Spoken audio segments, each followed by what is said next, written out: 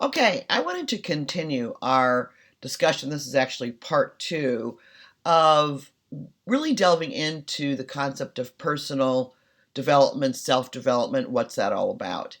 And so I really needed to, the first part was understanding, giving a framework for understanding yourself, why you do what you do, why you respond to life the way you do. The next part, this part is about why do people seek development? Why do they desire it? And I think it has a lot to do with understanding human development traditionally, and this is really traditionally more looking at this lens through if you live in a Western culture, generally speaking. And certainly can apply to other cultures as well. But you'll see what I mean here in just a moment.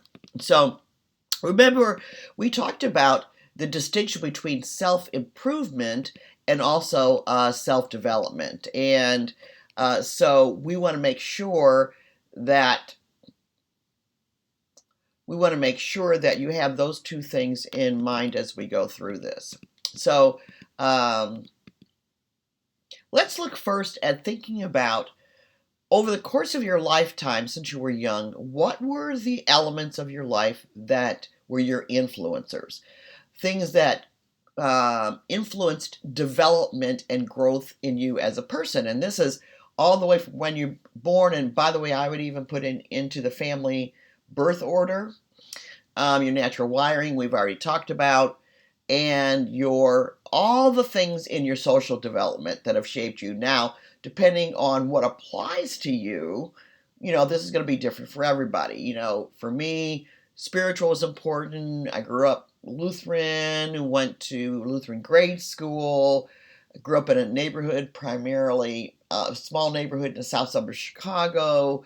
Those things are all going to shape how you are. I was adopted, so I had 4 adopted kids in my family. We always were taking in children, high risk children. So as a family, that influenced me. So going through your life influencers and looking at, okay, what has shaped you in your early years and then moving into your adult years. This is a very useful contemplation to experience because, part of the whole reason why we're doing this is for you to build self awareness so that you can understand what you want to change, what you want to grow, and why.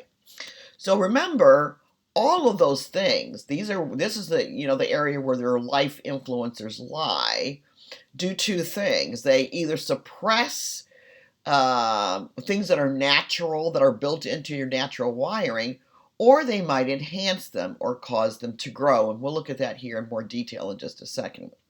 So as you're looking at your influencer chart, see what aspects of your of what crafted your life suppressed or enhanced your natural wiring and helped you grow capacity or suppress capacity or skills or talent. That's useful as well. What helped and what didn't. All right, so let's look at then what I call your life timeline.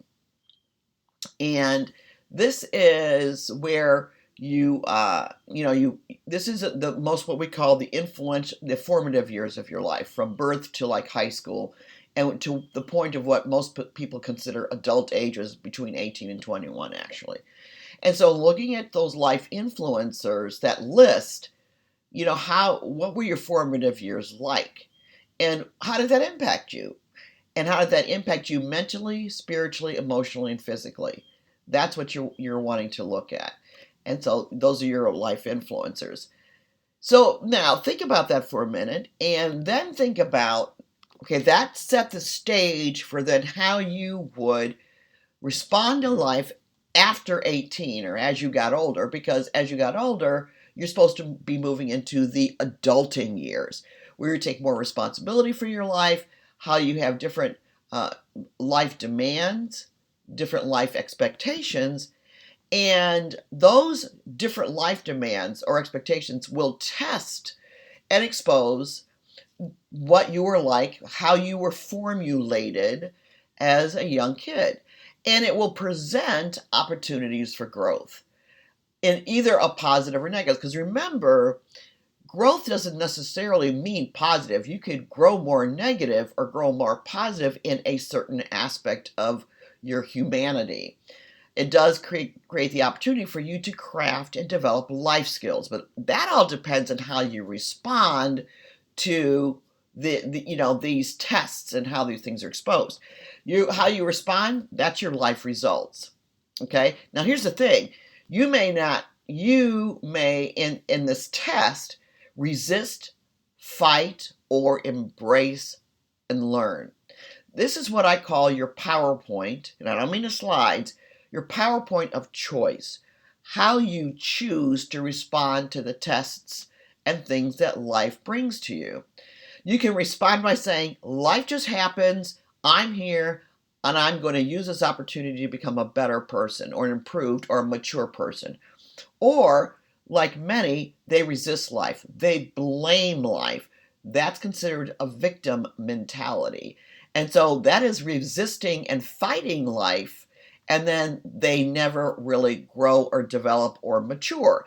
And some people say that is where they stay mature. So you could have a person in their 60s who has resisted, fought, and not embraced life, and they still have the maturity of maybe an 18 to 21-year-old, mentally, emotionally, spiritually, or even physically. So this is a critical piece of growth, is choosing what to do with how you were formulated up until this point. What do you want to grow? What do you want to develop? What do you want to stop? What do you want to add? What do you want to get more of? And that was the distinction we made with the develop and growth slides. So this is really seeing your time, your lifeline, your life timeline, and looking at your formative years is a really useful exercise to see where you're at now and why you're at where you're at now. So I want to give you some examples. And by the way, let's go back to this for a second. More life demands and expectations. This is where you move into your adulthood of finding jobs, entering into relationships, having kids, growing professionally. All those things are happening and being weighted and tested by your core formative years.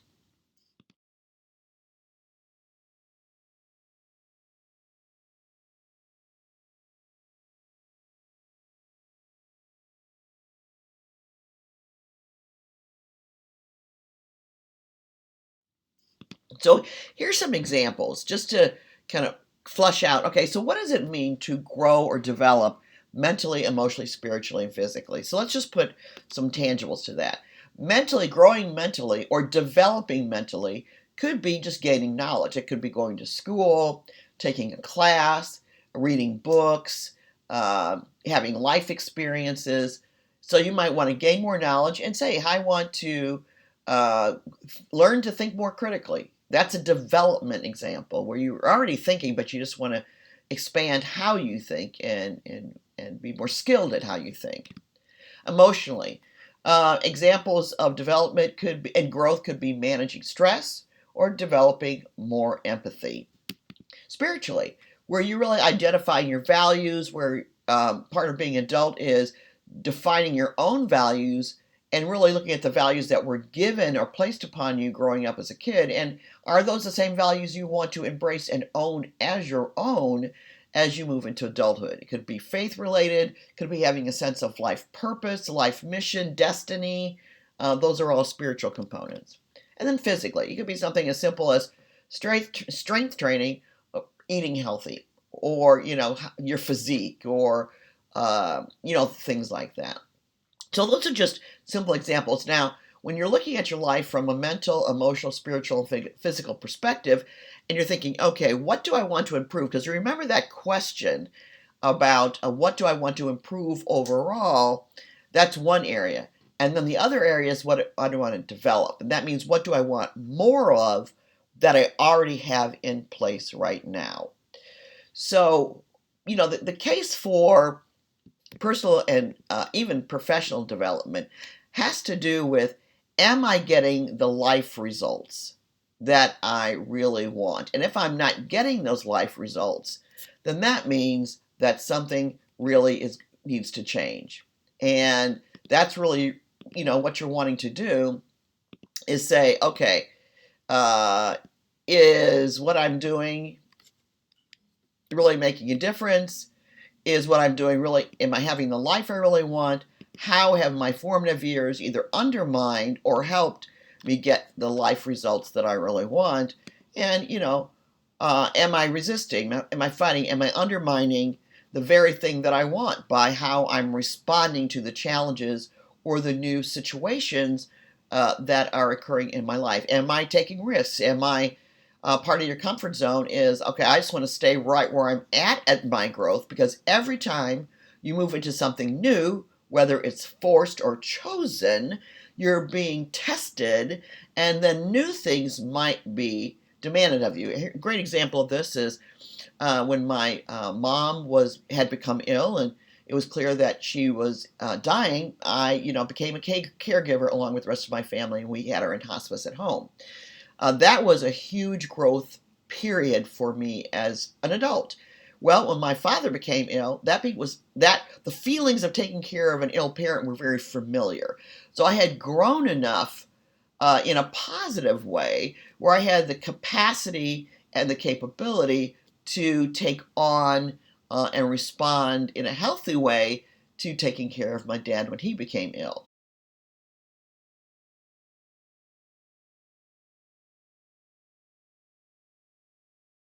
Ill. So, whatever happens in life in one stage can prepare you for something that happens to you in another stage, depending on how you initially respond.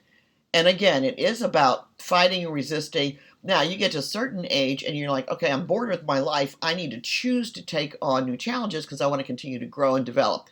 Here's the thing, there's a lot of things in this stage in life. Well, there's a lot of things in all stages in the life that you don't see that exist. For example, I want you to surprise yourself. Say to yourself, oh, I didn't know I could do that. Oh, I didn't know I was interested in that. Oh, I didn't know I had the capacity to handle that. Just because you don't see it doesn't mean it doesn't exist. So, we can grow. And by the way, because of neuroplasticity in our brain, we can grow, continue to grow up until the time that we cease to exist. It's about choosing how you'll grow, choosing how you'll develop. And that's really the point of personal and professional development. And the key thing is when we're talking about self development, it is you choosing how you want to grow versus it being forced upon you. And that's, another reason why I created the time coach, because that's where you are choosing to actively develop and grow, and we're just using time as a framework for that. Okay? All righty. So that is part 2 of personal professional development, understanding me. Like this, I believe this is a critical video, useful for everybody. Please like, subscribe, comment, and share part 1 and part 2 of really understanding personal development, self-development, understanding me.